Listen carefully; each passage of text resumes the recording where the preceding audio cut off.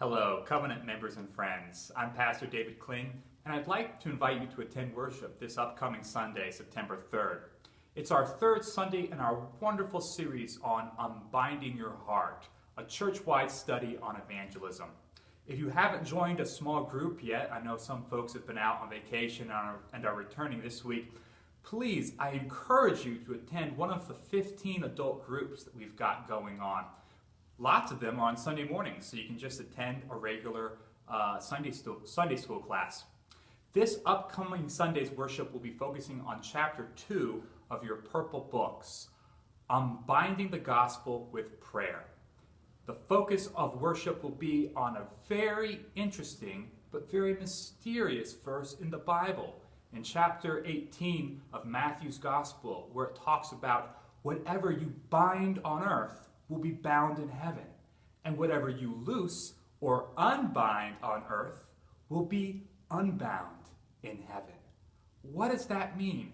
It's always puzzled me, but we're going to have a very exciting worship service unpacking that verse for our own lives.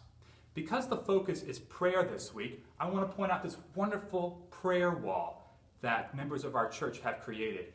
Each of these purple pieces of paper is a prayer that somebody has stuck into our prayer wall. So I'd invite you, as you're in church throughout this next week, to take one of these purple pieces of paper and add it to our church-wide prayer journey.